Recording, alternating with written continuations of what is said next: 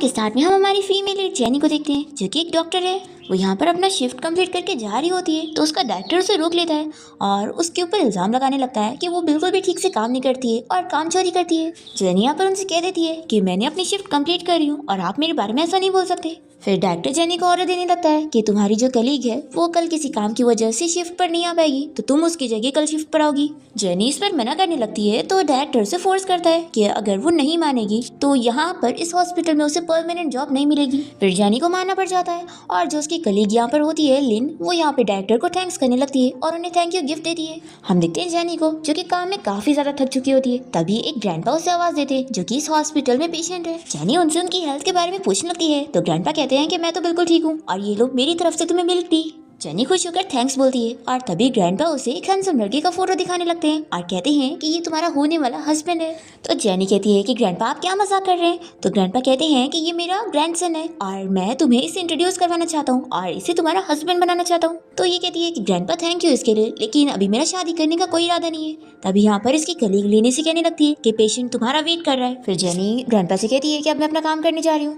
Grandpa तो यहाँ पर सोचने लगते हैं कि बस एक बार इस लड़की की शादी मेरे ग्रैंडसन से हो जाए, फिर मैं उसे बोलूंगा कि वो इसका बहुत ही अच्छे से ख्याल रखे और इसे स्पॉइल करे।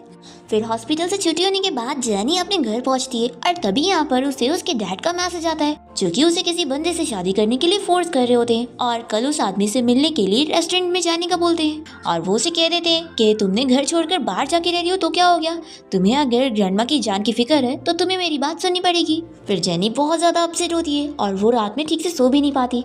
नेक्स्ट डे वो हॉस्पिटल में फिर से ग्रैंडपा का ख्याल रख रही होती है। तभी वो कह देते हैं कि मैं मेडिसिन नहीं लूंगा जब तक तुम मेरे ग्रैंडसन से शादी करने के लिए नहीं मान जाती। तो जेनी को ये सुनकर याद आने लगता है कि उसके डैड उसे शादी के लिए फोर्स कर रहे थे और उन्होंने उसे आज ही शादी के लिए जाने को बोला है। फिर ये याद करते के साथ ही जेनी यहाँ पर ग्रैंडपा से पूछती है कि क्या आपका ग्रैंडसन मेरे साथ आज ही मैरिज सर्टिफिकेट लेने चलेगा। तो ग्रैंडपा तो बहुत ही खुशी खुशी मान जाते हैं और जेनी से कहते हैं कि ऑफ कोर्स। फिर इसके बाद जेनी यहाँ कोर्ट के बाहर होती है और वो सोच रही होती है कि मैं अपने डैड के अरेंज किए हुए बंदे से शादी करने से अच्छा है कि ग्रैंडपा के ग्रैंडसन से शादी कर लूं। फिर यहाँ पर एक कार रुकती है और हमारा मेल लीड घूस में से बाहर निकलता है और वो जेनी से उसका नाम पूछता है तो वो कहती है कि मैं ही हूँ। तो फिर वो उसे अंदर चलने के लिए बोलता है। फिर इसके बाद दोनों ही अपना मैरिज सर्टिफिकेट लेकर बाहर आ जाते हैं और गू जेनी से पूछ लगता है कि तुम कहाँ पे रहती हो बताओ, मैं तुम्हें छोड़ देता हूँ। ये कहती है कि नहीं जरूरत नहीं है, मुझे बस से जाने की आदत है। तो गू भी कहता है कि ठीक है, मुझे भी कंपनी में कुछ काम है तो मैं जाता हूँ। पर फिर वो रुक कर इसे अपना कार्ड देने लगता है और बताता है कि ये हमारा वेडिंग होम है, तुम जब चाहो वहाँ पे रहने के लिए शिफ्ट हो सकती हो। तो जेनी उससे पूछ लग जाती है कि क्या तुम भी वहाँ पे रहने के लिए जाओगे। ये सुनकर गू से देखने लगता है। जेनी कहती है कि मेरा मतलब था कि हम दोनों साथ रहेंगे लेकिन अलग अलग रूम में। और फिर जेनी नर्वस होने लगती है कि मैं क्या कह रही हूँ। फिर ये कहता है कि ठीक है मैं समझ गया और वो चला जाता है। फिर इसके बाद जेनी जैसी अपने घर के पास पहुंचने वाली होती है तभी वो यहाँ पर अपने डैड को गार्ड्स के साथ देख लेती है और गार्ड यहाँ पर उसके डैड को बता रहा होता है कि जेनी घर पे नहीं है और आसपास कहीं पे भी नजर नहीं आ रही। तो उसके डैड कहते हैं कि रुको, जरूर वो अपनी ग्रैंडमा के पास होगी, हम उसे ढूंढ के रहेंगे चाहे जो हो जाए, मुझे उसे बांधने क्यों ना पड़े लेकिन शादी तो उसे करनी पड़ेगी। अब जेनी यहाँ सोच लेती है कि वो कुछ टाइम के लिए अपनी ग्रैंडमा के पास भी नहीं जा सकती है और अगर वो होटल में रहेगी तो उसके डैड उसे ढूंढ ही लेंगे। फिर जेनी यहाँ पर रहने के लिए गू के दिए हुए घर में चली जाती है। दूसरी तरफ हम गू को देखते हैं जो कि किसी क्लाइंट के साथ बिजनेस डिनर के लिए गया था और यहाँ पर वो काफी ड्रंक होता है। जैसे वो कार में बैठता है तो उसे उसके ग्रैंडपा की कॉल आती है जो कि उसे बोलने लगते हैं कि आज ही तुमने जेनी से शादी करे हो, इसलिए तुम दोनों आज से एक ही साथ रहोगे और अपने वेडिंग होम में रहोगे। यहाँ पर गू मना करने लगता है कि ग्रैंडपा अभी मैं उससे ज्यादा जानता भी नहीं हूँ तो साथ में रहना सही नहीं होगा। पर ग्रैंडपा इसे चिल्लाते हैं और उसे अपने हस्बैंड वाली ड्यूटी पूरी करने के लिए बोलते हैं और कहते हैं कि वो दोनों साथ रहेंगे तभी तो उनकी फीलिंग्स डेवलप होगी। तो फिर गू यहाँ पर अपने ग्रैंडपा की बात मानने के लिए रेडी हो जाता है। फिर हम जेनी को देखते हैं, उसे उसके ग्रैंडमा की कॉल आती है जो कि उसे बता रही होती है कि उसके डैड यहाँ पर उसे ढूंढने के लिए आए थे। जेनी उनसे बताती है कि ग्रैंडमा आप मेरी फिक्र मत करो, मैं अपनी फ्रेंड के घर पे हूँ और मैं अभी कुछ टाइम के लिए आपसे नहीं मिल पाऊंगी। अब तभी इतने में जेनी को किसी के घर में आने की आवाज आती है और वो डर जाती है कि कहीं कोई चोर तो नहीं। हम देखते हैं कि वो तो गू होता है जो कि बिल्कुल भी होश में नहीं था। यहाँ पर जेनी कोई चीज लेकर उसे पीछे से मारने जाती है और तभी वो घूम जाता है। फिर जैसी वो उसे देखती है तो शॉक रह जाती है और जल्दी से उसे दूर होकर उसे कहती है कि सॉरी, मुझे लगा कि कोई चोर है। तो गू इसे कहता है कि फिक्र मत करो, ये जगह बहुत ही सेफ है और यहाँ पर कोई चोर नहीं आएगा। फिर जेनी यहाँ पर उसे घर के लिए थैंक्स बोलने लगती है और कहती है कि मैं ये वाले रूम में रह रही हूँ और मुझे पता है कि तुम्हें प्राइवेसी की काफी पड़ी रहती है, तो तुम दूसरे वाले रूम में रह लो। और ऐसा बोलकर जल्दी से रूम में भाग जाती है। गू सोचता है कि लगता है इसे मेरे पर शक हो रहा है कि मैं कोई जेंटलमैन नहीं हूँ, तो इसलिए ये डर के भाग गई। फिर अगली सुबह जेनी अपने रूम से बाहर निकलती है और गू को देखकर उसे गुड मॉर्निंग विश करती है और उसे बताती है कि अब मैं अपने काम के लिए जा रही हूँ। जैसे वो जाने लगती है तो गू से पूछता है कि क्या तुम कोई प्रॉब्लम में फंसी हो। तो जेनी उसे पूछती है कि क्या तुमने मुझे इन्वेस्टिगेट किया। तो ये कहता है कि नहीं, मैं इसमें इंटरेस्टेड नहीं हूँ, बस कल रात मैंने तुम्हारी रोने की आवाज़ सुना तो मुझे लगा कि शायद तुम कोई प्रॉब्लम में होंगी। जेनी कहती है कि नहीं, बस कुछ अपसेटिंग चीज़ें याद करके मैं रो रही थी। वो कहता है कि अगर तुम कोई प्रॉब्लम में फंसी हो तो मुझे बता सकती हो, मैं तुम्हारी हेल्प कर दूंगा, वैसे भी अब तुम मेरी वाइफ हो। तो जेनी से मना कर देती है और कहती है कि थैंक्स इसके लिए, लेकिन तुम मेरी फिक्र मत करो, और वो चली जाती है। तो गू सोचने लगता है कि क्या इसे सच में मेरी हेल्प की जरूरत नहीं है या ये सब सिर्फ इसका नाटक है। फिर जेनी यहाँ हॉस्पिटल पहुंच जाती है और तभी एक बंदा आकर उसे बताने लगता है कि मेरी वाइफ वहाँ बीमार है, डॉक्टर प्लीज आप चल के उसे चेक कर लो। तो जेनी जल्दी से उसकी वाइफ को देखने के लिए जाती है, पर यहाँ पर तो ये बंदा इसे बेहोश कर देता है। इसके बाद जब जेनी को होश आता है तो उसके सामने उसकी स्टेप मदर होती है। जेनी उन्हें चिल्लाने लगती है कि आप कितनी शेमलेस है जो आपने मुझे किडनैप कर लिया है। तो इसकी स्टेप मॉम बताने लगती है कि तुमने हमें ये करने पर मजबूर किया है, मिस्टर वांग अब तुम्हें लाइक करता है तो अब तुम्हें उससे शादी करनी पड़ेगी। और वो मेट को कह देती है इसे रेडी करने के लिए। तो जेनी चिल्लाने लगती है कि मैं कहीं नहीं जाऊंगी। तो इसकी स्टेप मॉम कहती है कि ये तुम्हारे डैड का ऑर्डर है। तो जेनी बताने लगती है कि अब मैं मैरिड हूँ, इसलिए आप लोग मेरी शादी वापस नहीं करवा सकते। तो स्टेप मॉम कहती है कि तुम फिक्र मत करो, मिस्टर वांग को इससे कोई फर्क नहीं पड़ेगा। और वो मेट्स को कहती है कि तुम लोग देख क्या रही हो, जल्दी से इसे पकड़ के लेकर चलो। फिर हम यहाँ पर हॉस्पिटल में ग्रैंडपा को देखते हैं जो कि पूछ रहे होते हैं कि जेनी यहाँ पर क्यों नहीं है। मुझे उसे पूछना था कि गो और उसके बीच में सब कुछ ठीक चल रहा है या नहीं। तभी यहाँ पे नर्स बातें करने लगती है कि जेनी यहाँ हॉस्पिटल तो आई थी और कोई बंदा उसे अपनी वाइफ को दिखाने के लिए लेकर गया था, पर पता नहीं वो बंदा भी कहाँ चला गया और डॉक्टर जेनी भी नहीं दिख रही है। तभी यहाँ पर ग्रैंडपा तो समझ जाते हैं कि जेनी खतरे में है। यहाँ पर हम देखते हैं कि जेनी की स्टेप मॉम उसे फोर्सली लेकर जा रही होती है, पर इतने में यहाँ पर घर पे पुलिस आ जाते हैं और बताते हैं कि किसी ने उन्हें रिपोर्ट किया कि यहाँ पर किसी को हेल्प की जरूरत है। तो स्टेप मॉम यहाँ पर बहाने बनाने लगती है कि यहाँ पर किसी को भी हेल्प की जरूरत नहीं है और आप लोग कुछ भी मिसअंडरस्टैंड मत करो, ये तो मेरी बेटी है और कोई और थोड़ी ना है। तो ऑफिसर यहाँ पर जेनी से पूछते हैं कि लड़की क्या तुम्हें कोई हेल्प की जरूरत है। तो वो हाँ बोलती है और ऑफिसर के साथ बाहर आ जाती है और वो बाहर गू को देखकर समझ जाती है कि उसने ही पुलिस को रिपोर्ट किया है उसकी हेल्प करने के लिए। फिर यहाँ पर वो ऑफिसर से कहती है कि आप लोग जाओ, मुझे पिक करने के लिए कोई आया हुआ है। तो ऑफिसर यहाँ से चले जाते हैं और फिर उसके बाद जेनी गू के साथ यहाँ हॉस्पिटल आ जाती है। ग्रैंडपा पूछते हैं कि क्या गू ने सारी चीजें ठीक से हैंडल किया। तो जेनी कहने लगती है कि ग्रैंडपा आपके और गू की हेल्प की वजह से मैं आज सेफ हूँ, तो आपका बहुत थैंक यू। फिर यहाँ पर गू भी आ जाता है तो ग्रैंडपा उसे कहने लगते हैं कि फाइनली मेरे ग्रैंडसन को टाइम तो मिला मुझे देखने आने के लिए। तो गू कहता है कि ग्रैंडपा आप तो जानते हैं ना कि मैं 2 दिन पहले ही अब्रॉड से वापस आया हूँ और इतना बिजी रहता हूँ, मेरे पास टाइम ही नहीं है। तो ग्रैंडपा कहते हैं कि मैं नहीं जानता, तुम चाहे कितने भी बिजी रहो, तुम्हें जेनी का अच्छे से ख्याल रखना है और इसे अपनी स्वीट हार्ट बना के रखना है।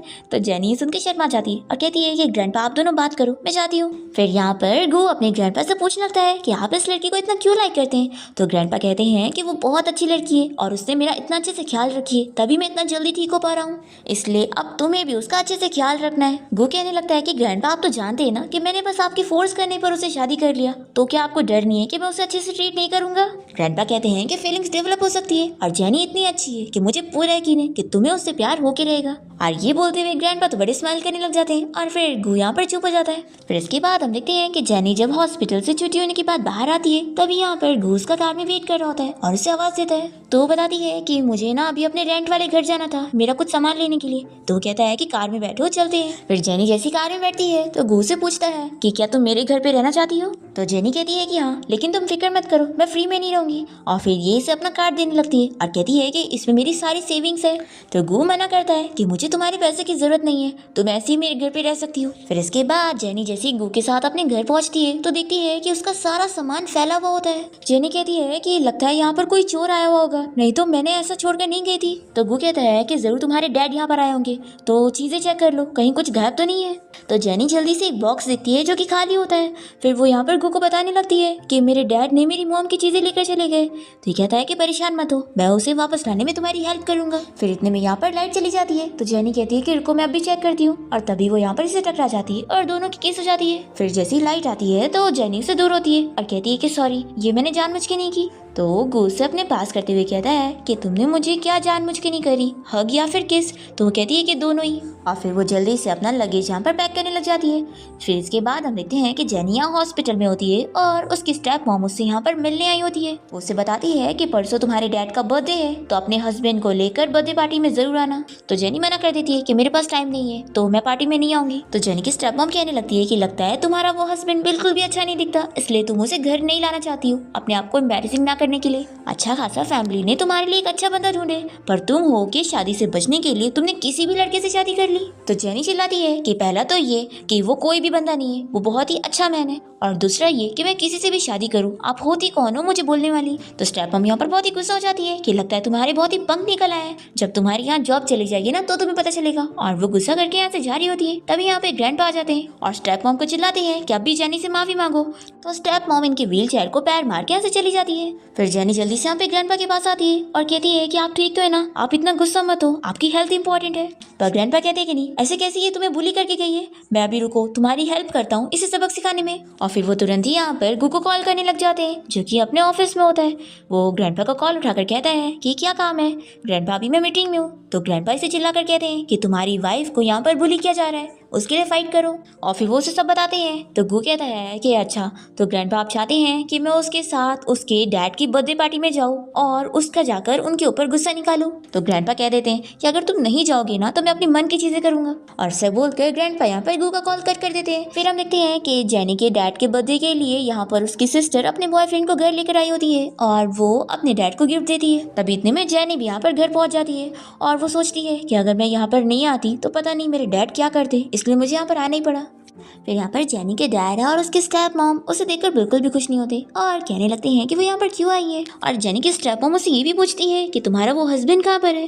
तो जेनी की स्टेप सिस्टर कहती है कि मॉम ऐसा मत पूछो, जरूर मेरा ब्रदर इन लॉ दिखने में अच्छा नहीं होगा, इसलिए मेरी सिस्टर ने उसे लेकर नहीं आई है। तो स्टेप मॉम कहने लगती है कि देखा, तुम्हें ऐसी किसी भी बंदे से शादी नहीं करनी चाहिए थी, तुम्हारे हस्बैंड से कहीं ज्यादा अच्छा तो चाओ का फियांसी ये है, देखो हमारे लिए कितने सारे गिफ्ट लाए। तो जेनी इन्हें चिल्लाती है कि अगर आपने मेरे काम के और ग्रैंडमा की सेफ्टी के नाम पर मुझे धमकी ना दी होती ना तो मैं यहाँ पर आती ही नहीं। और मैं उम्मीद करती हूँ कि अपनी गंदी ट्रिक्स आप दोबारा नहीं आजमाएंगी और मुझे यहाँ पर आने पर मजबूर नहीं करेंगी। तो जेनी के डैड बहुत ही गुस्सा हो जाते हैं और चिल्लाने लगते हैं कि अपने उस गरीब हस्बैंड को यहाँ पर लेकर आओ और जो मैंने तुम्हें पालने में इतने पैसे खर्च किया हो ना वो उसे बोलो वापस करने के लिए, और फिर ही तुम हमसे सारे रिश्ते तोड़ लेना। तो चाओ कहने लगती है कि डैड ऐसा मत बोलो, सिस्टर यहाँ पर बस से आई है तो इसका हस्बैंड जरूर एक कार अफोर्ड नहीं कर सकता है, तो आपको पैसे कैसे देगा, तो इसलिए भूल ही जाओ, वो गरीब बंदा यहाँ पर आएगा ही नहीं। पर तभी इतने में यहाँ पर गू तो पहुंच जाता है और कहने लगता है कि यहाँ पर तो बहुत ही अच्छा शो चल रहा है। तो यहाँ पर जेनी के डैड पूछने लगते हैं कि तुम कौन हो। तो ये बताता है कि मैं जेनी का हस्बैंड हूँ और मेरा नाम गू है। तो जेनी की स्टेप सिस्टर इसका मजाक उड़ाने लगती है कि डैड लगता है ये बस दिखने में गुड लुकिंग है, लेकिन इसने यहाँ पर आपके लिए कोई गिफ्ट नहीं लाया है, तो जरूर इसने जो कपड़े पहना है ना ये भी रेंट वाले होंगे। फिर स्टेप मॉम यहाँ पर इसे पूछने लगती है कि तुम क्या काम करते हो और कितने पैसे कमाते हो। तो ये कहता है कि मैं छोटा सा बिजनेस करता हूँ और 1 मिलियन कमाता हूँ। ये सुनकर ये लोग कहते हैं कि इतने कम पैसे। फिर जेनी गू से पूछने लगती है कि तुम यहाँ पर क्या कर रहे हो। तो वो कहता है कि सॉरी, मैं काम में इतना ज्यादा बिजी था कि तुम्हारे साथ यहाँ पर आने के लिए टाइम ही नहीं निकाल पाया। और फिर यहाँ पर गू के सारे गार्ड्स आ जाते हैं बहुत सारे गिफ्ट लेकर और गू बताने लगता है कि डैड ये सारे आपके बर्थडे गिफ्ट हैं। फिर जेनी की सिस्टर चाओ इन गिफ्ट को हाथ लगाने जा रही होती है, तो जेनी उसे रोक देती है और कहती है कि आप लोग तो मुझसे अपना रिश्ता कट करना चाहते हैं ना, तो आप लोग को ये गिफ्ट की क्या जरूरत है। और फिर यहाँ पर जेनी गू से कहने लगती है कि ये सारे गिफ्ट लाने के लिए बहुत थैंक यू, लेकिन ये लोग ये डिजर्व नहीं करते हैं, तो क्या मैं यहाँ पर अपने डिसीजन से ये सारे गिफ्ट को रिटर्न कर सकती हूँ। तो ये कहता है कि ऑफ कोर्स कर सकती हूँ, मेरी हर चीज तुम्हारी है क्योंकि तुम मेरी वाइफ हो। और फिर वो यहाँ से अपने साथ जेनी का हाथ पकड़ के उसे लेके जाने लगता है। तो जेनी के डैड चिल्लाते हुए उसे रोकते हैं। तो गू कहता है कि ना आप जेनी को डिजर्व करते हैं और ना ये सारे गिफ्ट को। और फिर बाहर आने के बाद गू यहाँ पर जेनी से कहने लगता है कि तुम उनकी वजह से अपसेट मत हो। तो ये कहती है कि तुम्हारा बहुत थैंक यू। तो ये कहता है कि तुम मेरी वाइफ हो, तो आखिर ऐसे कैसे मैं इन्हें तुम्हें बुली करने दे सकता था। तो ये सुनकर जेनी तो बहुत ही खुश हो जाती है और गू कहता है कि तुम खड़ी क्या हो, चलो घर चलते हैं। फिर दोनों ही साथ में घर जाते हैं। और फिर नेक्स्ट डे जेनी यहाँ हॉस्पिटल में होती है और वो गू के बारे में सोचकर बहुत ही खुशी होती है कि वो कितना अच्छा है, उसने कल मेरी कितनी हेल्प किया। फिर यहाँ पर इसकी कलीग लिन कहने लगती है कि हमारे हॉस्पिटल के जो पेशेंट ग्रैंडपा है उनका ग्रैंडसन तो कितना ज्यादा अच्छा है, अगर मुझे पहले इस बारे में पता होता कि वो लोग इतने अमीर और रिच हैं तो मैं उनसे काफी फ्रेंडशिप कर लेती। तो ये सुनकर जेनी सोचने लगती है कि कहीं गू मेरे बारे में ऐसा ना सोच रहा हो कि मैंने उसकी फैमिली में शादी करने के लिए उसके ग्रैंडपा के सामने अच्छी बनने की एक्टिंग करी हूँ। और फिर ये जेनी से पूछने लगती है कि क्या तुमने ग्रैंडपा के ग्रैंडसन को देखी हो और क्या तुम्हारे पास उसका नंबर है। तो जेनी मना करती है कि नहीं मैंने नहीं देखी हूँ। तभी इतने में गू यहाँ पर अपने ग्रैंडपा की मेडिकल रिपोर्ट लाया होता है और वो जेनी को साइन करने के लिए बोल रहा होता है। तो लिन कहने लगती है कि मैं भी तो डॉक्टर हूँ, लाओ मुझे दे दो, पर ये उसे नहीं जेनी को ही देता है। और फिर जैसे वो यहाँ से चला जाता है तो ये जल्दी से उसका पेन लेकर उसके पीछे भागती है और कहती है कि मिस्टर गू तुम अपना पेन भूल गए। तो ये कहता है कि रहने दो, वैसे भी मुझे दूसरों की टच की हुई चीज लेना पसंद नहीं है। और ये बोलकर वो जाके कार में बैठ जाता है। तो लिन बहुत ही गुस्से में चली जाती है। फिर ग्रैंडपा यहाँ पर गुस्से कहने लगते हैं कि तुम एक मैरिड मैन हो, आखिर इतनी सारी लड़कियों को क्यों अट्रैक्ट कर रहे हो। तो ये कहता है कि ग्रैंडपा मैंने क्या किया, लगता है अभी आपकी आंखें ठीक नहीं है, चलो मैं आपको वापस लेके चलता हूँ। ग्रैंडपा चिल्लाते हैं कि तुम एक मैरिड मैन की तरह लग ही नहीं रहे हो, इसलिए अपने ऊपर थोड़ा ध्यान दो। तुम्हें पता है तुम्हारी वाइफ को यहाँ हॉस्पिटल में बुली किया जाता है और उसका डायरेक्टर भी उसे फेयरली ट्रीट नहीं कर रहा है। तो गू कहता है कि मुझे इस बारे में पता लग गया है। तो ग्रैंडपा इसे चाटा लगाते हैं और कहते हैं कि ये सब पता लगने के बाद भी अपनी वाइफ को बुली होने दे रहे हो। तो गू कहता है कि ठीक है ग्रैंडपा, आपकी बात मैं सुन रहा हूँ। फिर ये तुरंत ही कॉल लगा के सभी को हॉस्पिटल में बोनस देने के लिए बोल देता है। फिर हम देखते हैं कि जेनी की छुट्टी होने पर जब वो हॉस्पिटल से निकलने वाली होती है तभी यहाँ पर उसका डायरेक्टर आकर बताने लगता है कि आज की भी शिफ्ट तुम ही करने वाली हो, क्योंकि तुम्हारी जो कलीग है वो बीमार है। जेनी कहती है कि मैंने ऑलरेडी 2 शिफ्ट कर चुकी हूँ। तो डायरेक्टर कहता है कि वो तुम्हें फिर भी करनी पड़ेगी, और अगर तुम्हें लग रहा है कि मैं तुम्हारे साथ अनफेयर हूँ तो यहाँ से रिजाइन करके चली जाओ। फिर जेनी अपसेट हो जाती है और वापस यहाँ काम करने बैठती है। फिर रात में जब वो अपनी शिफ्ट कंप्लीट करके हॉस्पिटल से निकल रही होती है तभी वो यहाँ पर अपनी सिस्टर चाओ के बॉयफ्रेंड यी को यहाँ पर किसी और लड़की को किस करते हुए देख लेती है। और जैसे वो इसे देखता है तो इसके पास आकर कहने लगता है कि चलो मैं तुम्हें घर छोड़ देता हूँ। तो जेनी उसे मना करती है कि इसकी कोई जरूरत नहीं है। और तभी हम देखते हैं कि गू यहाँ पर कार में बैठकर इन लोगों को देख रहा होता है। यहाँ पर ये तो इसे परेशान करे जा रहा होता है और जेनी उसे कैसे भी पीछे छुड़ाकर यहाँ से भाग जाती है। और ये देखकर गू को बिल्कुल भी अच्छा नहीं लगता है। फिर इसके बाद जब जेनी घर पहुंचती है तो उसके ग्रैंडपा का कॉल आया होता है और वो बताने लगते हैं कि मैंने तुम दोनों के लिए घर पे सूप भेजा हूँ। तो जेनी यहाँ सूप को देखकर बहुत ही खुश होती है और सूप पीने लग जाती है। फिर इसके बाद जब गू भी घर आता है तो ये उसे भी देती है। तभी वो इससे पूछता है कि आज क्या तुम कोई प्रॉब्लम में फंस गई थी। तो जेनी सोचती है कि मुझे उसके बारे में बताकर इसे परेशान नहीं करना चाहिए। फिर वो कहती है कि नहीं, मैं कोई भी प्रॉब्लम में नहीं थी। गू ये सुनकर गुस्सा हो जाता है और तुरंत ही अपने रूम में चला जाता है। फिर रात में जेनी को नींद खुल जाती है और वो पानी पीने के लिए जैसे किचन में जाती है तो वो यहाँ पर गू को देख लेती है और उसे कहती है कि तुम्हें रात में ठंडा पानी नहीं पीना चाहिए। और वो उसका ऐसा फेस देखकर जल्दी से उसका माथा टच करने लगती है और कहती है कि तुम्हें तो फीवर है। पर फिर गू यहाँ पर जेनी को इतना पास देखकर अपने आप को रोक ही नहीं पाता और उसे किस करने लग जाता है। जेनी जल्दी से उसे दूर करती है और अपने रूम में चली जाती है। फिर अगली सुबह जब जेनी अपने रूम से बाहर आती है तो गू उसे देखते के साथ ही उसे सॉरी कहने लगता है और बोलता है कि कल रात जो भी हुआ था मैं उसके लिए तुम्हारी रिस्पॉन्सिबिलिटी लेने के लिए तैयार हूँ। जेनी कहती कि कोई बात नहीं, कल रात तुम बीमार थे इसलिए मैं समझ लूंगी कि तुम कंफ्यूज थे और मैं भूल जाऊंगी और प्रिटेंड करूंगी कि कल रात ऐसा कुछ भी नहीं हुआ था, बस तुम ऐसा दोबारा मत करना। ऐसा बोलकर ही चली जाती है और फिर गू तो यहाँ पर अपसेट हो जाता है। फिर इसके बाद जेनी जब यहाँ हॉस्पिटल में होती है तभी उसका डायरेक्टर आकर उसे चिल्लाने लगता है कि आखिर ये लेटर क्या है, तुमने डीन को मेरे बारे में कंप्लेन करी। जेनी कहती है कि मैं बस आपसे इतना ही चाहती हूँ कि आप मुझे फेयरली ट्रीट करें, जो कि आप कर नहीं रहे हैं, इसलिए मुझे आपके बारे में कंप्लेन करना पड़ा। और वो ये भी कह देती है कि मैं कंप्लेन नहीं लेने वाली हूँ और जाने लगती है। तो डायरेक्टर उसे चिल्लाता है कि फिर मैं तुम्हें फायर करवा दूंगा। फिर इसके बाद जेनी को यहाँ डायरेक्टर और डीन दोनों ही अपने ऑफिस में बुलाते हैं और वो समझ जाती है कि यहाँ डायरेक्टर ने उसके बारे में फिर से कंप्लेन कर दी है। वो जेनी से कहने लगता है कि तुम्हारे बारे में रूमर फैली हुई है कि तुम्हारी शादी भी हो चुकी है, फिर भी तुम यहाँ पर पेशेंट की फैमिली से मिलकर उनके साथ फ्लर्टिंग करती हो। जेनी कहती है कि मैंने ऐसा कुछ भी नहीं करी हूँ। तो डायरेक्टर मानने के लिए तैयार नहीं होता। तो जेनी गुस्सा हो जाती है कि जब यहाँ पर मेरी कोई रिस्पेक्ट नहीं है और आप लोग को मुझ पर बिलीव ही नहीं है तो मुझे भी यहाँ पर काम नहीं करना, मैं रिजाइन कर रही हूँ। और वो अपना आईडी निकालते हुए यहाँ से रिजाइन करके जा रही होती है। और फिर इसके बाद जब वो अपनी सारी चीजें बॉक्स में पैक कर रही होती है तो यहाँ पे वो डायरेक्टर और इसकी कजिन लिन मिलकर इसका मजाक उड़ा रहे होते हैं और कह रहे होते हैं कि आखिरकार उसे यहाँ पर अपनी जॉब से हाथ धोना ही पड़ा ना।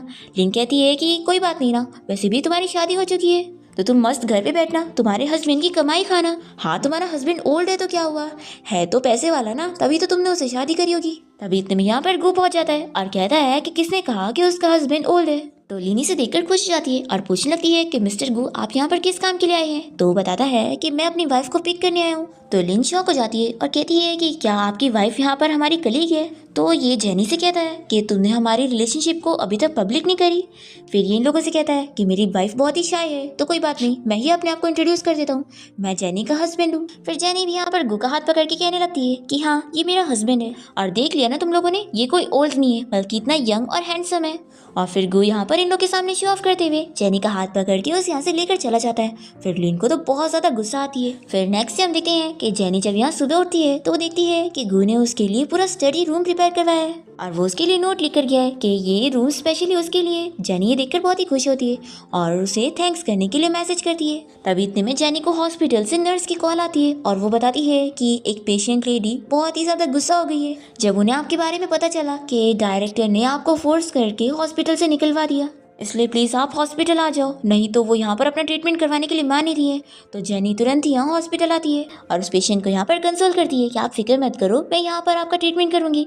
तो फिर वो लेडी खुश होकर फिर ट्रीटमेंट के लिए जाती है। हम देखते हैं गु के असिस्टेंट को, जो कि ये सब देखने के बाद गु को कॉल करके बता देता है कि बॉस मैंने अपना काम कर दिया। तभी लीन यहाँ पर जेनी से कहने लगती है कि सच में मैंने तुम्हें अंडर एस्टिमेट करी, तुम कितनी चालाक हो ना, जो मिस्टर गु के सामने तुमने मुझे बुरा भी बना दी और तुमने ही इस पेशेंट को यहाँ पे ट्रबल क्रिएट करने के लिए बोली ना, ताकि तुम्हें वापस आने का मौका मिले। और असल में तो तुमने कभी रिजाइन करने का सोच ही नहीं और तुम बस एक्टिंग कर रही थी। तो जेनी कहती है कि अब मुझे समझ आया कि तुम मेरे साथ इतनी गुस्सा क्यों, तुम ये सब मिस्टर गु की वजह से कर रही हो, तुम मुझसे जेलस हो। तो लिनी से कहती है कि तुम्हें तो मैं बाद में देख लूंगी और वो चली जाती है।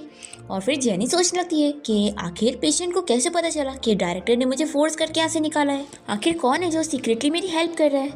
फिर इसके बाद जेनी यहाँ घर पे होती है और वो गु को मैसेज करके उससे बात कर रही होती है। तभी यहाँ पर गु जब उसको रिप्लाई दे रहा होता है तो बहुत ही स्माइल कर रहा होता है और उसके एम्प्लॉयज यहाँ पर जो कि उसे फाइल दिखाने आए थे वो ये देखकर नोटिस करने लगते हैं। फिर इसके बाद हम देखते हैं कि जेनी को तो यहाँ पर पता लग गया होता है कि गु ने उसकी हेल्प किया है, तो वो उसे गिफ्ट देने के लिए उसके लिए पेन खरीदने गई होती है। और तभी यहाँ पर इसे मॉल में इसकी स्टेप सिस्टर चाओ मिल जाती है और वो यहाँ पर जेनी का मजाक उड़ाने लगती है। तो जेनी भी उसे अच्छे से बातें सुनाती है और उसका हाथ मोड़ के यहाँ से चली जाती है। तो चाओ कहती है कि तुम्हें तो मैं बाद में देख लूंगी। फिर यहाँ पर हम देखते हैं कि जेनी को रास्ते में चाओ का बॉयफ्रेंड ये मिल जाता है और वो यहाँ पर फिर से इसे परेशान करने लगता है और कहता है कि आज तो तुम मुझसे बच के कहीं नहीं जा सकती। और इतने में यहाँ पर गु आकर इसका हाथ मोड़ता है और ये कहता है कि तुम जानते नहीं हो मेरी फैमिली कितनी अमीर है, मुझसे पंगा लोगे तो तुम बचोगे नहीं। तो गु इसे कहता है कि अगर तुमने दोबारा मेरी वाइफ को परेशान किया ना तो फिर तो तुम बचोगे ही नहीं और फिर मैं तुम्हें और तुम्हारी पूरी फैमिली को सबक सिखाऊंगा।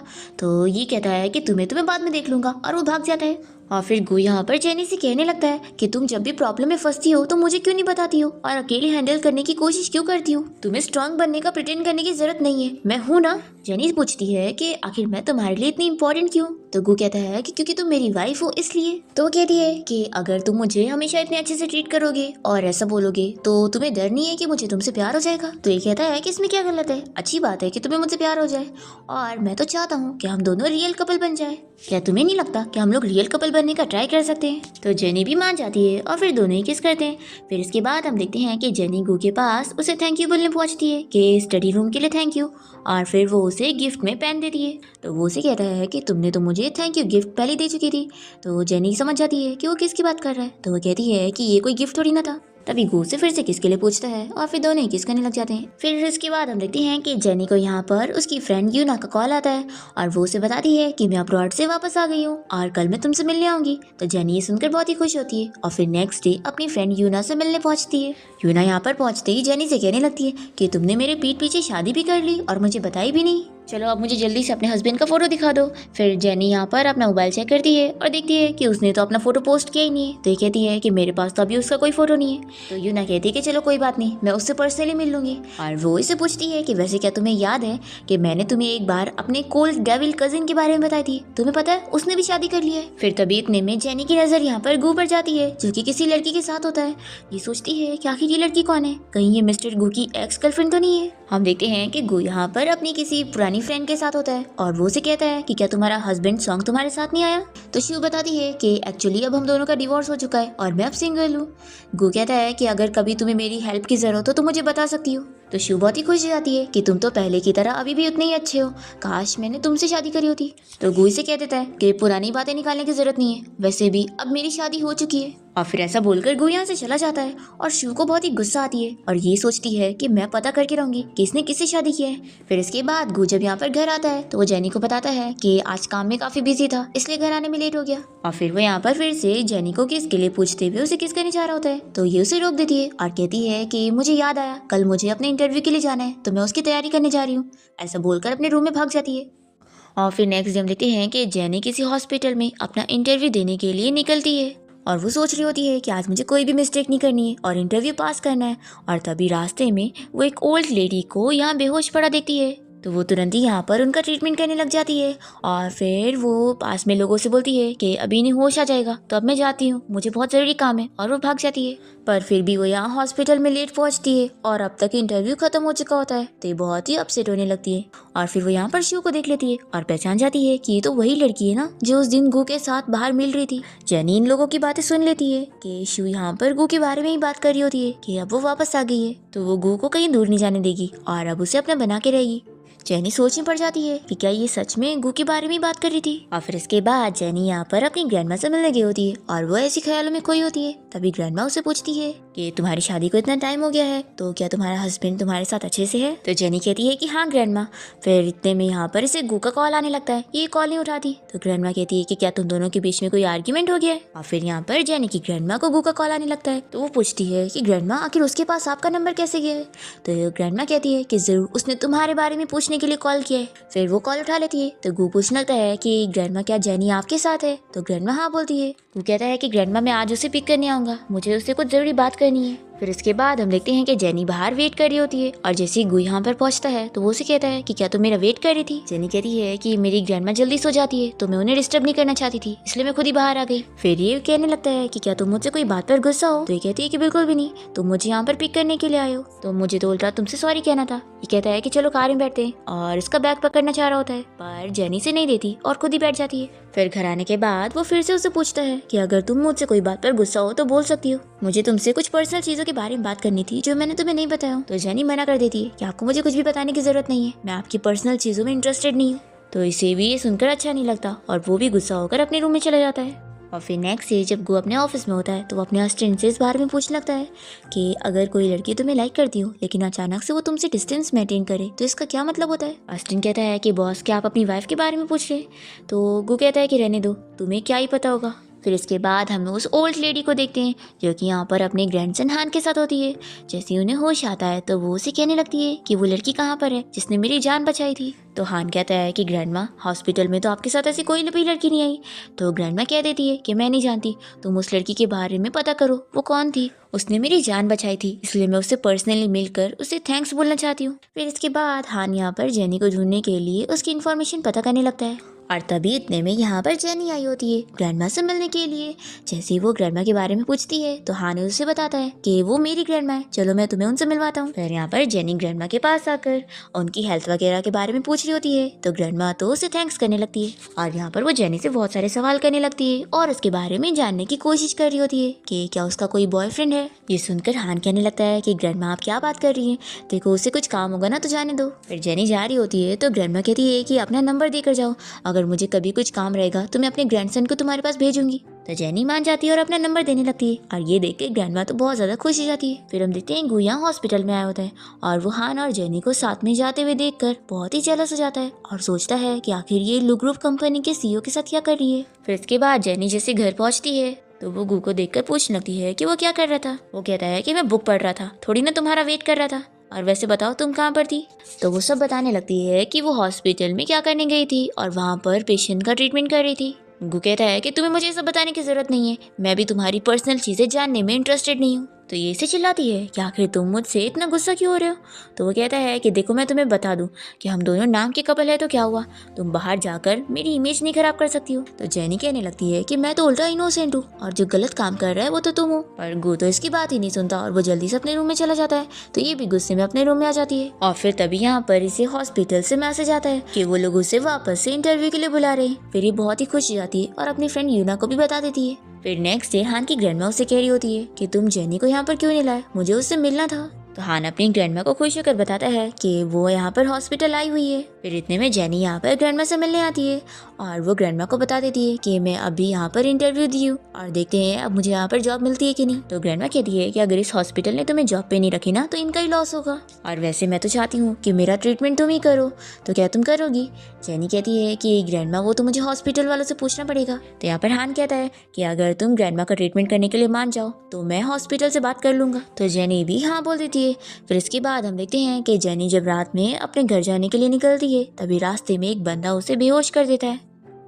फिर इसके बाद हम देखते हैं कि गु यहाँ पर घर पे होता है और वो जेनी का इंतजार कर रहा होता है कि आखिर इतनी देर से वो घर क्यों नहीं आई। फिर ये अपने असिस्टेंट को कॉल लगा के जेनी के बारे में पता करने के लिए बोलता है। तो अस्टिन बताता है कि जेनी आज मिस्टर लू के साथ बाहर रेस्टोरेंट में भी गई थी और अभी वो होटल गई हुई है। ये जानकर ये बहुत ही गुस्सा हो जाता है कि आखिर ये लड़की क्या कर रही है। दूसरी तरफ हम देखते हैं कि जेनी को यहाँ पर कोई आदमी अपने साथ होटल रूम में लाया होता है और उसने उसे ड्रग दिया होता है। पर इतने में यहाँ पर गु अपने अस्टिन के साथ पहुंच जाता है जेनी को बचाने के लिए और वो इस बंदे को खूब मारने के बाद जेनी के पास जाता है और वो उसे बताने लगता है कि ये मैं हूँ, देखो मैं तुम्हें बचाने के लिए आ गया। तभी जेनी तो यहाँ पर गु को किस करने लग जाती है और वो इसे कहता है कि तुम्हें याद तो है ना मैं तुम्हारा हस्बैंड हूँ। तो जेनी कहती है कि हाँ मुझे पता है। फिर दोनों यहाँ पर नाइट स्पेंड कर लेते हैं। इसके बाद जब जेनी की नींद खुलती है तो वो गु को देखकर उसे कहने लगती है कि उसे कल रात के बारे में कुछ भी याद नहीं है। अभी यहाँ पर गु से कहता है कि क्या तुम मिस्टर हान को जानती हो। तो ये कहती है कि क्या तुम भी जानते हो, मैं उनसे एक्चुअल में सिर्फ 2 ही बार मिली हूँ। तो ये कहता है कि तुम बस उससे 2 ही बार मिली और उसके साथ डिनर पे चली गई। तो जेनी यहाँ पर इसे बताती है कि मैंने उसकी ग्रैंडमा की जान बचाई थी, इसलिए मिस्टर हान ने मुझे डिनर की ट्रीट दी और मेरा उनके साथ कोई रिश्ता थोड़ी ना है और मैं उन लोगों की तरह थोड़ी ना हूँ जो शादी के बाद बाहर चीट करे। तो गुई से कहता है कि तुम मुझे अवॉइड क्यों कर रही थी। जेनी से बताने वाली होती है कि इतने में गु के फोन पर शू की कॉल आने लगती है और ये देखकर जेनी गुस्सा होकर चली जाती है। और फिर रास्ते में जेनी को उसकी स्टेप सिस्टर मिल जाती है जो कि उसे चिल्लाने लगती है कि तुमने आखिर मेरे बॉयफ्रेंड यू को सेड्यूस क्यों करी, वो मुझसे ब्रेकअप कर रहा है। जेनी से चिल्लाती है कि तुम कुछ भी बोल रही हो और मुझ पे झूठे इल्जाम लगा रही हो और वो यहाँ से चली जाती है। फिर यहाँ पर जेनी को हॉस्पिटल से कॉल आती है कि वो लेडी फिर से उसे देखना चाहती है। फिर जेनी यहाँ हॉस्पिटल में पहुंचती है। तभी यहाँ पर वो लिन को देखती है जो कि उसके बारे में झूठी झूठी बातें कर रही थी। तो जेनी जाकर यहाँ पर इसे चिल्लाती है और वो झगड़ा कर लेती है कि तुम यहाँ पर मेरे बारे में कुछ भी फैला रही हो। फिर लिन तो यहाँ पर डीन से जेनी के बारे में कंप्लेंट करने लगती है। पर डीन तो यहाँ पर उसकी बातों पर ध्यान देने के बजाय जेनी से कहने लगता है कि तुम वापस से हॉस्पिटल में काम करने आ जाओ। तभी लिन ये सुनकर शॉक होती है और डीन को ही चिल्लाने लगती है कि आखिर आप इसे काम पर कैसे रख सकते हैं। तो ये सेक्रेटरी को बुलाकर इसे बाहर करवा देते हैं और फिर जेनी भी यहाँ पर इन्हें मना कर देती है कि अब वो इस हॉस्पिटल के लिए कभी काम नहीं करेगी। और फिर जेनी यहाँ पर इन्हें सुनाने के बाद यहाँ से चली जाती है और अपनी फ्रेंड यूना के साथ मिलकर पार्टी करती है और उसे कहती है कि वैसे तो उसे लगता है कि कोई तो सीक्रेटली उसकी हेल्प कर रहा है। और फिर जेनी जैसी यहाँ पर वॉशरूम जाती है तो वो यहाँ पर शू को देख लेती है जो कि गु के साथ थी और ये शू भी जेनी को देखकर पहचान जाती है कि वो गु की वाइफ है। तो ये जानबूझ के उसे दिखाने के लिए गु के क्लोज जाने लगती है और जेनी ये देखकर सच में गलत समझ लेती है और यहाँ से चली जाती है। पर फिर हम देखते हैं कि गुई भी यहाँ पर अपनी फ्रेंड को दूर करता है और उसे समझाता है कि मैंने तुम्हें पहले ही बोला था कि अब मैं मैरिड हूँ तो तुम्हें मेरे से ऐसे क्लोज नहीं होना चाहिए। और वो चला जाता है और यहाँ पर जेनी अपनी फ्रेंड के पास जाकर गु के बारे में बताने लगती है। तो यूना को बहुत ही गुस्सा आती है कि आखिर ये कैसा बंदा है, रुको मैं अभी उसे तुम्हारे लिए सबक सिखाती हूँ। तो जेनी से रोक लेती है कि रहने दो। और फिर इसके बाद हम देखते हैं कि जेनी अपनी फ्रेंड यूना के साथ पार्टी करने के बाद बहुत ही ड्रंक होती है और फिर वो रास्ते में यहाँ पर बहुत ही इधर उधर गिरने लगती है। तभी इतने में यहाँ पर गु आ जाता है और वो जब जेनी को अपने साथ ले जाने के लिए कार में बैठाता है तो ये कहती है कि तुम बहुत ही बुरे हो। तो ये कहता है कि तुमने मुझे पहचानी भी हो मैं कौन हूँ। तो ये इसका नाम लेती है। तो गु कहता है कि तुम मुझे बता सकती हो कि मैंने क्या किया। तो जेनी यहाँ पर इसे बताने लगती है पर वो आधी बातें बोलते ही सो जाती है। फिर अगली सुबह जब जेनी की नींद खुलती है तो वो गु को अपने आप को ऐसे देखते हुए डर जाती है और पूछती है कि वो इसे ऐसे क्यों देख रहा है। तो ये इसे कहता है कि लगता है तुम भूल चुकी हो कि कल रात तुमने मेरे साथ क्या करी। वो इसे सारे निशान वगैरह दिखाने लगता है। तो जेनी तो कुछ और समझ लेती है कि ये सब वो किसी और लड़की के साथ करके आया है। तो यहाँ पर गु कहता है कि आखिर तुम मेरे बारे में ऐसा क्यों सोच रही हो, क्या तुम मुझे बताओगी कि क्या हुआ है। जेनी कहती है कि अच्छा ठीक है बताती हूँ, तुम मुझे ये बताओ कि शू कौन है, तुमने पहले मुझे कभी उसके बारे में नहीं बताया। तो ये कहता है कि तुम सब गलत सोच रही हो और फिर ये उसे उसके बारे में बताने ही जा रहा होता है कि इतने में कोई डोरबेल बजाता है। फिर गूजा के दरवाजा खुलता है और देखता है कि यहाँ पर तो उसके ग्रैंडपा आए होते हैं। जैसे ही वो अंदर आते हैं तो जेनी भी पूछने लगती है कि ग्रैंडपा अचानक से यहाँ पर क्यों आ गए। तो ग्रैंडपा कहते हैं कि मैं तो बस तुम दोनों को ऐसे ही देखने आया था और लगता है तुम दोनों का रिलेशन अच्छा चल रहा है तो फिर मैं जाता हूँ। तो जेनी जल्दी से उन्हें रोकती है और कहती है कि ग्रैंडपा डिनर करके जाओ और फिर वो जल्दी से खाना बनाने चली जाती है। और ग्रैंडपा यहाँ पर गु से पूछने लगती है कि क्या तुमने जेनी को बुली करे हो। तो गु कहता है कि ग्रैंडपा आप कैसी बात कर रहे हैं, मैंने उसे बुली किया कि उसने मुझे करी है। और वो अपने निशान वगैरह दिखाता है। तो ग्रैंडपा तो खुश जाते हैं और फिर इसके बाद वो दोनों के साथ बैठ के डिनर करने लगते हैं और जेनी को खाना सर्व करने लगते हैं बहुत ही खुश होकर। फिर ग्रैंडपा के जाने के बाद जेनी और गु दोनों साथ मिलकर घर की क्लीनिंग वगैरह कर रहे होते हैं और तभी यहाँ पर जेनी को उसकी फ्रेंड यूना का कॉल आता है और वो पूछती है कि क्या तुम ठीक हो, कल रात में इतनी ड्रंक थी कि मुझे होश में ही नहीं था कि तुम कब गई। जेनी कहती है कि मैं बिल्कुल ठीक हूँ, मेरा हस्बैंड कल मुझे लेने आया था और मैं अभी घर पे हूँ। तो यूना तो बहुत ही गुस्सा होने लगती है कि उस चीटर को तो मैं छोड़ूंगी नहीं, कहीं इसने तुम्हारे साथ कुछ किया तो नहीं। तो जेनी कहती है कि बिल्कुल नहीं, लेकिन ना मैंने सोच ली कि मैं उसे डिवोर्स लेके रहूंगी, क्योंकि मैं इस चीज़ में इंटरेस्टेड नहीं हूँ कि मैं उसे किसी दूसरी वुमेन के साथ शेयर करूँ। फिर हम देखते हैं कि गू तो यहाँ पर बहुत ही गुस्से में घर से चला जाता है और जेनी सोचती है कि क्या ये फिर से उसी लड़की शू से मिलने गया है। फिर इसके बाद जेनी यूना से मिलने जाती है और उससे बताती है कि मुझे पुलिस का कॉल आया था और उन लोगों ने उस आदमी को पकड़ लिया है जिसने मुझे हैरेस करने की कोशिश किया था और उसी ने मुझे ड्रग भी दिया था। उन्होंने बताया कि वो वही आदमी है जिसके साथ मेरे डैड मेरी फोर्सली शादी करवाना चाहते थे, मिस्टर वांग। और मुझे पुलिस ने ये भी कहा कि उसे पकड़वाने में मेरे हस्बैंड ने काफ़ी हेल्प किया है। तो मुझे अब तो ऐसा लग रहा है कि मैंने उसे काफ़ी गलत समझ ली हूँ। तो यूना कहती है कि माना कि उसने तुम्हें इसमें बचाया है, लेकिन इसका ये मतलब तो नहीं है ना कि उसने तुम्हें चीट नहीं किया। ये दो अलग अलग चीज़ें हैं, इसलिए अब तुम ज़्यादा मत सोचो और इस चीटर को छोड़ दो। तुम्हारे पास आगे लाइफ में और अच्छे हैंडसम लड़के मिलेंगे। और फिर यूना तो इस खुशी में अपनी और जेनी की फोटो लेकर पोस्ट भी कर देती है कि मेरी बेस्टी की चीटर से छुटकारा पाने की खुशी में हम यहाँ पार्टी कर रहे हैं। तभी यहाँ पर गो यूना का पोस्ट देख लेता है और इसे पता लगता है कि यूना और जेनी तो बेस्ट फ्रेंड है। फिर इसके बाद हम देखते हैं कि जेनी यहाँ पर टैक्सी का वेट कर रही होती है, पर एक भी टैक्सी उसे नहीं मिलती। इतने में यहाँ पर हान आ जाता है और वो उसे कहता है कि चलो मैं तुम्हें छोड़ देता हूँ। तो जेनी उसके साथ जाने के लिए मान जाती है और तभी हम देखते हैं कि यहाँ पर गू पहुँचता है और इन दोनों को ऐसे साथ जाता हुआ देखकर वो बहुत ही जेलस हो जाता है। फिर यहाँ पर वो घर पे होता है और जेनी घर पे आती है तो ये उसे यहाँ पर रूल सुनाने लगता है कि तुम इतना लेट घर नहीं आ सकती हो, तुम्हें 10:30 तक घर आना चाहिए। ऐसा बोलकर वो अपने रूम में चला जाता है और फिर जेनी यहाँ पर सोच में हो जाती है कि आखिर ये इतना गुस्सा क्यों हो रहा था। फिर इसके बाद जेनी अपनी ग्रैंडमा से मिलने जाती है और तभी वो देखती है कि स्टेप मॉम यहाँ पर आकर उसकी ग्रैंडमा से लड़ रही होती है। तो जेनी का भी यहाँ पर उसकी स्टेप मॉम के साथ आर्ग्यूमेंट हो जाता है, जिसके बाद स्टेप मॉम की बातों की वजह से जेनी यहाँ पर बहुत अपसेट हो जाती है और फिर रास्ते में वो यहाँ बेहोश हो जाती है। तभी इतने में गू उसे ढूंढते हुए यहाँ पर पहुंच जाता है और फिर जल्दी से उसे उठा के लेके हॉस्पिटल आता है। जेनी उसे थैंक यू बोलने लगती है तो ये कहता है कि हमारे बीच में थैंक यू की क्या जरूरत है। तो जेनी कहती है कि क्या तुम शू को भी ऐसे ही बोलते थे। तो गुई से बताता है कि शू मेरी कोई एक्स गर्लफ्रेंड नहीं है, वो बस मेरी नॉर्मल फ्रेंड थी और उसका जो हस्बैंड था सॉन्ग, हम तीनों जन क्लासमेट थे और बहुत ही अच्छे फ्रेंड भी थे। पर फिर वो दोनों की शादी हो गई और वो लोग अब्रॉड चले गए थे और अब वो वापस आई है और उसने बताई कि उसका डिवोर्स हो गया। तो सिर्फ इसी वजह से मैं उसकी हेल्प करने के लिए उससे मिल रहा था और हमारा ऐसा कोई रिलेशन नहीं है। तो जेनी कहती है कि शू को मैंने हॉस्पिटल में तुम्हारे बारे में बात करते हुए सुनी थी और वो तो कह रही थी कि तुम दोनों साथ होने वाले हो। तो ये कहता है कि अच्छा, तो तुम उस शू की बात पर बिलीव करोगी और अपनी हस्बैंड की नहीं। जेनी कहती है कि अगर ऐसी बात है तो फिर जो तुम्हारे नेक पर निशान है वो सब क्या है। तो ये कहता है कि तुम्हें अभी भी नहीं याद आया। तो जेनी यहाँ पर रात के बारे में याद कर लेती और उसे कहती है कि यानी ये मैंने करी हूँ। फिर यहाँ पर शू वाली मिसअंडरस्टैंडिंग तो क्लीन हो जाती है और गू यहाँ पर जेनी से पूछता है हान के बारे में। तो ये भी उसे क्लियर करती है कि हान और उसके बीच में ऐसा कुछ भी नहीं चल रहा है जैसा वो सोच रहा है। वो बताती है कि मैंने उसकी ग्रैंडमा की जान बचाई थी और फिर तभी हम लोग हॉस्पिटल में मिले थे। फिर जेनी की ग्रैंडमा यहाँ पर उसे मिलने आई होती है तो गू कहने लगता है कि मैं बाहर जाता हूँ, आप लोग बात कर लो। तो जेनी उसे रोक कर कहती है कि नहीं, तुम भी तो अब मेरी फैमिली का हिस्सा हो, तो तुम यहीं पर रहो। फिर इसके बाद हम देखते हैं कि जेनी को फिर से हान की ग्रैंडमा यहाँ पर मिलने के लिए बुलाती है और तभी इसे गू का कॉल आता है तो ये बाहर आ जाती है बात करने के लिए। और तभी इतने में हान यहाँ पर आया होता है उससे कुछ बात करने के लिए और तभी उसे पता लग जाता है कि जेनी का तो हस्बैंड है। ये जानकर वो काफी शॉक होता है और फिर जेनी तो यहाँ से चली जाती है गू से मिलने के लिए।